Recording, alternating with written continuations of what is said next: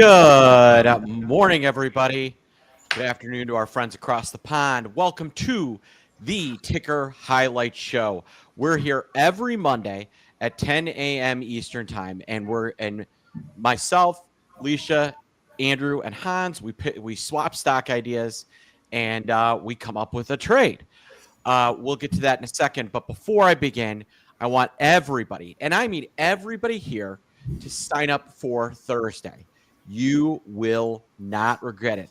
For the first time ever, OptionPit is releasing an AI tool that is going to change the way that you trade. It's something I've been trading, I've been using. If you're going to want to be there, trust me. Here's the sign up. If you haven't signed up yet, I'm going to pin it. But I want everybody there because this is the most exciting thing that I've seen in some time. We've never done anything like this. And I can't wait for you to see what we have for you.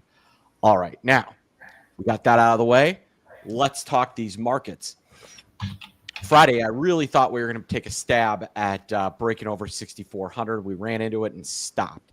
Kind of doing that again today. If you want to share my screen, Justin, S&P is up about 8 points. The Qs are up about 0.4%, and the Dow down a little bit, mostly on United Healthcare news. The Russell 2000 is flat. Strong day for the chips. We'll be talking about that, I'm sure, but AMD is having a go, and NVIDIA also looking extremely strong. Why? Well, they are the foundation of AI, are they not? They are the roads that everybody must travel in order to get to AI. So speaking of AI, the two stocks that I want to look at, I've got one that I really like, and I think one that's overbought. And I'll start with the one that I think is a little overdone, and it's our friends at Johnson & Johnson. If you look at how the stock has moved post earnings, it's had a real nice run, just starting to roll over. The options on Friday got about as cheap as I've ever seen. They're still extremely inexpensive. This is a stock that I think is probably at least going to retest that 21-day moving average a little bit above $160. I'm excited to see what Leisha has on her pitchforks. And then we have the one that I think is going higher. Our friends over at Tesla. I think the selling out of their earnings is a great investment opportunity. They are all in AI, robo-taxis, robots, everything. Teslas are going to have Grok, the AI bot that Elon Musk is working in their automobiles. They are all in. It is in the middle of another transformation, and I think there's an opportunity for this one to move higher. All right, now. Let me, now that I've gone through the two stocks that I think are kind of the most interesting to me and giving you a little market update, let me introduce our ragtag crew of experts. I'm joined, of course, by our head of Turbo Income, the turbo trader himself. He is Hans Albrecht. Welcome, Hans. We're joined by Andrew T. Giovinazzi, our Director of Education and 30-plus year trading pro, the guy that wrote the book on how to learn how to trade. And, of course, our own Queen of the Candles.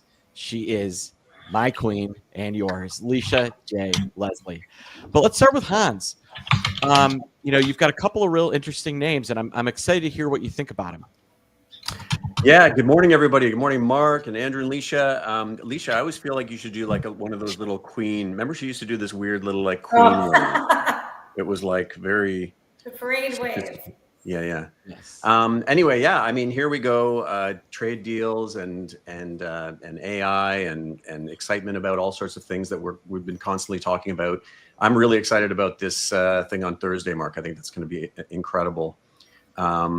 To learn about. And so, yeah, and in keeping, I'm sure nobody's surprised, but in keeping with the AI theme, so my long pick has to do with data, right? So I sort of look around and we're seeing NVIDIA firms, semiconductors firm again, as you mentioned.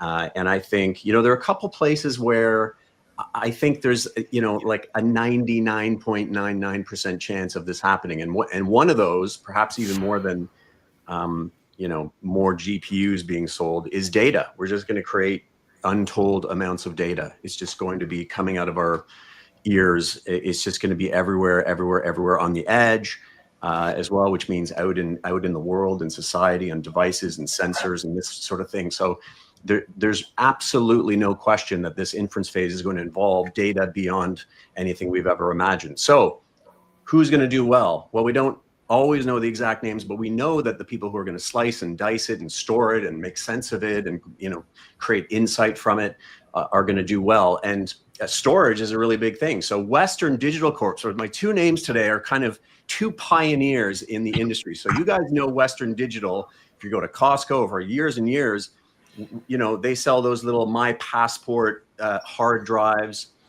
some internal ones as well, but those kind of external hard drives, they're doing very, very well. But what people don't realize is it's not just about those. That's about 18% of their revenue. They're actually very, very deeply involved in the hyperscalers, in the big, kind of commercial enterprise world as well, creating a number of products that relate to storage and memory and things like that. So I think that is a great place to be. I think the consumer side continues to grow, and I think the enterprise area continues to grow as well. So next one, Dropbox is my lukewarm. Now that might sound weird to you because it's cloud storage, right? And we need more cloud, but I think we have to start looking at things as, they're going to be big winners and they're going to be some companies. I don't think Dropbox goes anywhere, but I do think it maybe struggles a little because it's sort of the standalone service, right? And so one of my big themes is the ecosystem. So think of Google Suite and Microsoft Suite and Office and all that. Those are ecosystems that start to incorporate AI. And AI itself is pretty cool, but when you incorporate it into people's workflow in their lives, that's where it starts to make a lot of sense. And I don't think Dropbox, it's going to do okay, but it doesn't have that sort of real big kicker, which is an existing ecosystem. So I don't think I wouldn't be shorting the hell out of it, but this is an area where I think there are much better places to be. Think of the cloud entities like Amazon and Microsoft, and guess who wins? The big companies again. Absolutely. I like it, Hans. I'm really intrigued by Western Digital. So speaking of intriguing, let's bring the man that took down several trees this weekend. He is our own Andrew T. for Too Much Fun, Giovinazzi. Andrew, happy Monday. Good to see you. What stocks are you watching this week? Well, I don't like normally I'm surprised, but I felt a little bearish on Tesla after the earnings, and it was a couple of factors.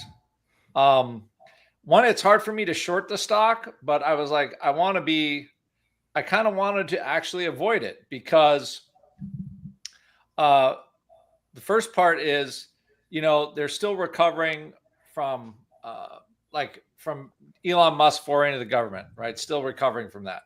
Now, believe me, I own Tesla and I think it's a great stock or a great company. But I was looking for a short-term pullback last week, and now all of a sudden it's definitely not pulling back. However, the most intriguing thing when you look at this is, and I thought this would make it like a good short strangle play, but leaning short, basically, like the option prices are so cheap. Hogan's like, you can give me your shares. I'm not giving you my shares. It is the cheap. Normally when vol here is this low in Tesla, do you guys kind of see here when the volatility started falling apart, Tesla just kind of grinds lower. So normally relatively low vol for Tesla is kind of bearish because people, when they're into it, they want to buy calls because they want the next lift to up 50, 60 points. So part of my bearish call here is because the vol is so low because people don't want the upside. That's my bearish Tesla call. And again, trades at a very high multiple. My thought was kind of shorting it and looking to buy back around the 280 level because that seems to be where it's been bouncing lately. My long pick, again, I'm not looking super good this week. What is wrong with Google? I like Google. Again, the reason why, huge earnings, earnings are growing and they have the lowest multiple of any of the big techs.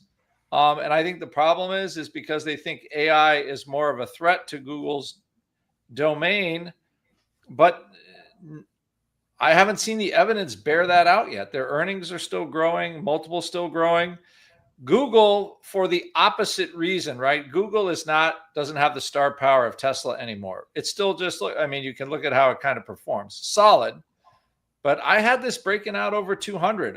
It's rare a stock gets this close to 200 that has all the good things behind it and doesn't break out. So I'm right now, call me very surprised. And I'm still looking at 200 calls just a little farther out in duration. I had some shorter duration ones that aren't making me any money. So I'm gonna move the duration out. This is very surprised, but again, in a market like this, right? Generally, when Google calls are very cheap, options are very cheap. I like owning them. And to be quite honest, the 1 year volatility in Google is over 30. So the 1 year average day to day. So Google around 2% a day. And you can buy the options at a discount to that. So again, I think options both Tesla and Google are very inexpensive right now. For different reasons, when options are cheap in Tesla, it's generally not great for the stock. And when volatility is lower in Google, that means it's more like going through its long, slow rally phase.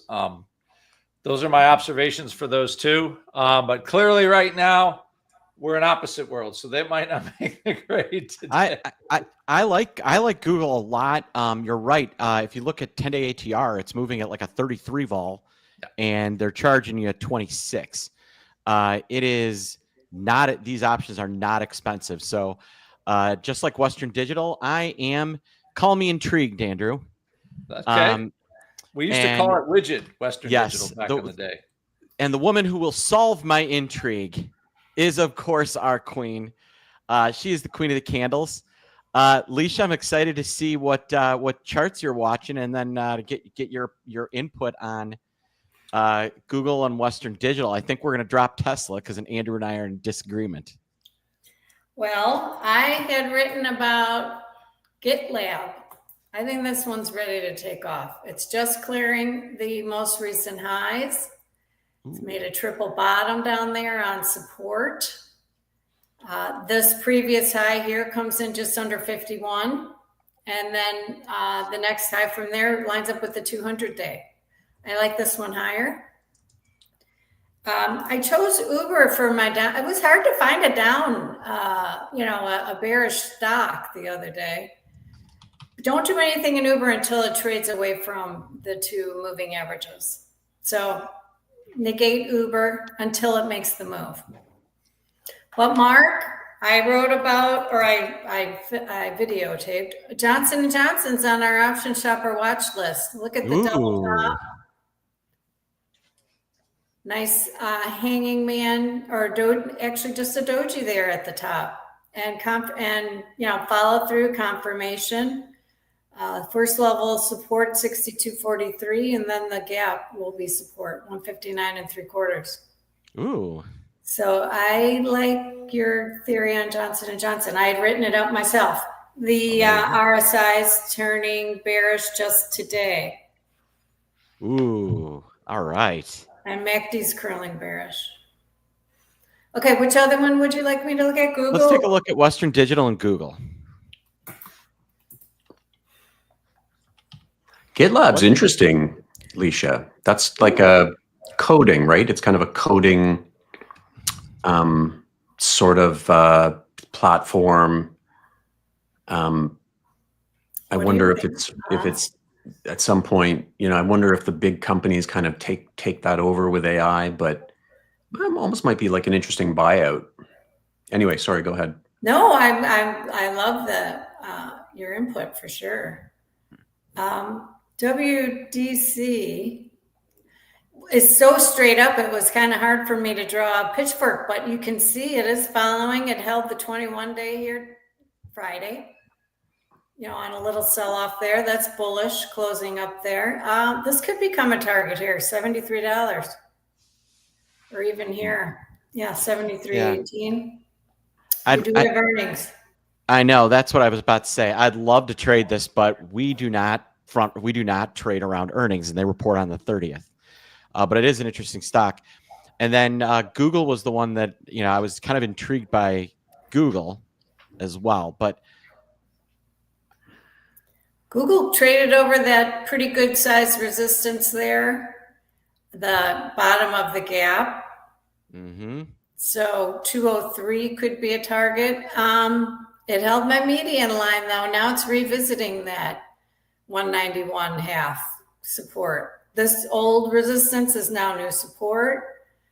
I don't like this bearishness. You might get a little pullback. All right.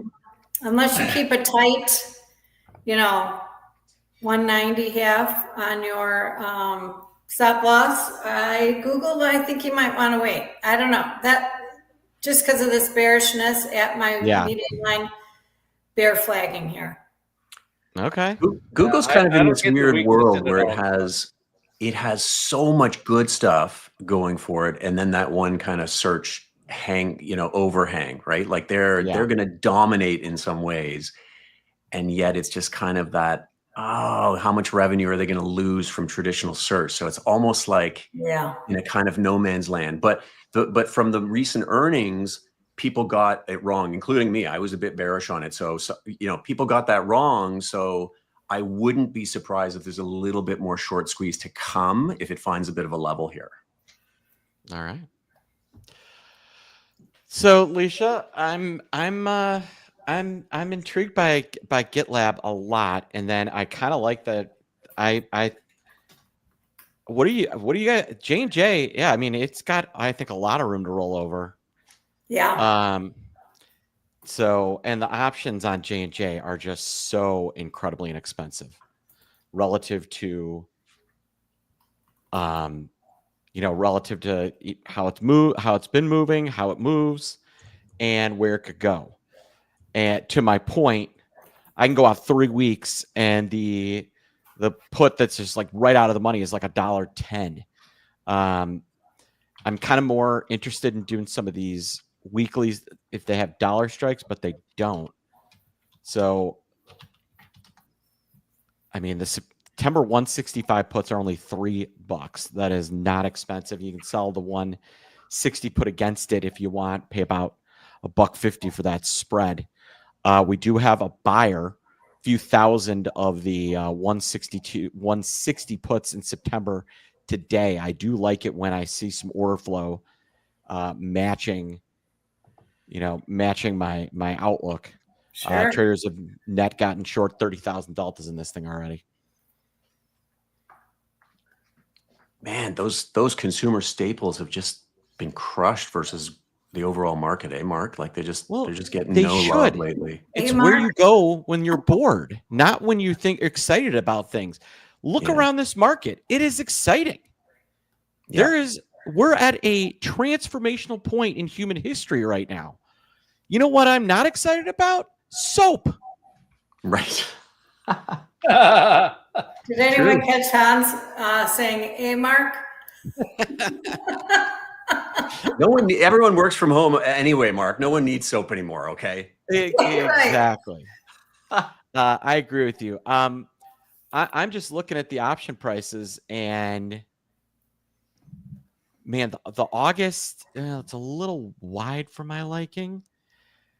If we want to go out a month, you're paying about $2 for the Aug 29 cycle. You're going to pay about $215, $220 for the 165 put. August 22nd, you're going to pay $140. Okay, that's going to pay. I think that's where we're targeting here.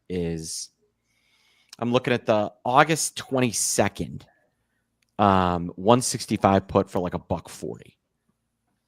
And I think that's going to, I feel pretty darn confident that people are going to be like, you know what? Let's sell J&J and buy some AMD or something fun, or a Google, or sit on the sidelines and get to Google. But I don't like that one. I think Procter is another one that you got to be careful around when markets are as exciting as they are. So I think you want to short boring and go long excitement in this market. Yep. For now, that's the trade. Yeah. So Alicia, what do you think? Long GitLab, or do you want to buy these puts in J&J? I'm thinking I like both. How about both? I'm going to get my my small account challenge people on the GitLab today, but all right. So there you have it. If you want Alicia's GitLab trade, you got to be in the small account challenge.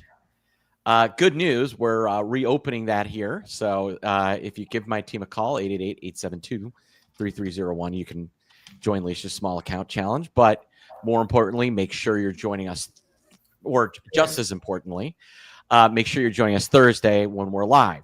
So I am going to plug in this.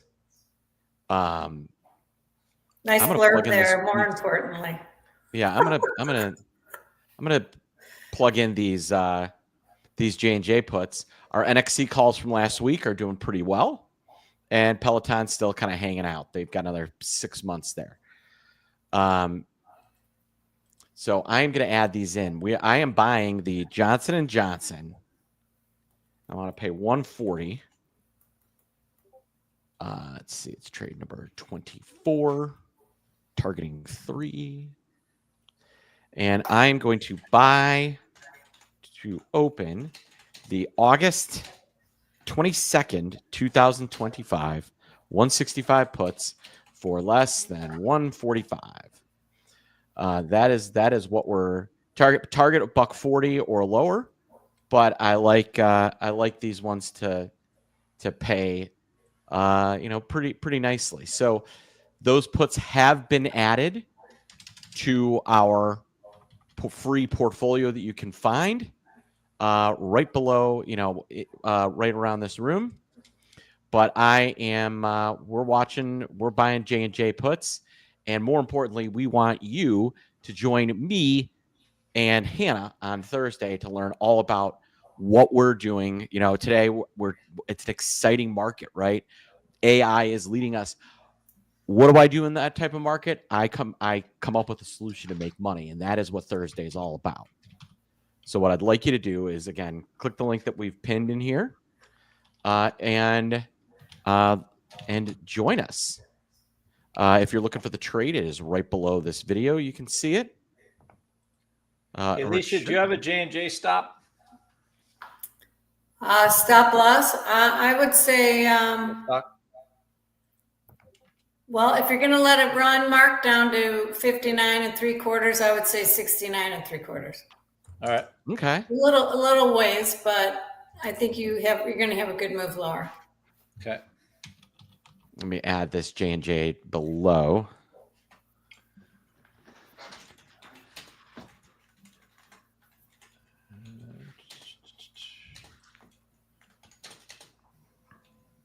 So you want to make like 7 and you're risking, 3. Mm-hmm. And there you go. You can. I didn't write J&J in there, did I? No, I did not. I should probably add the stocks.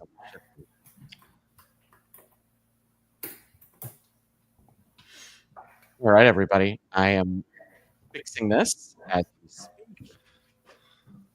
And we want you to be able to, obviously, we'd love for you guys to money on this. I know I'm planning on it. All right, folks. There you have it. That was our ticker highlight show. We bought the August 22nd 145 puts or 165 puts in Johnson & Johnson for $1.45. So for our Viking of Volatility, Andrew T. Giovinazzi, our head of income, He is Hans Albrecht. And of course, the queen of the candles, my queen and yours, Lisa J. Leslie. I am Mark Sebastian. I am your only option. Have a good one. Bye-bye, everybody. See you, everyone.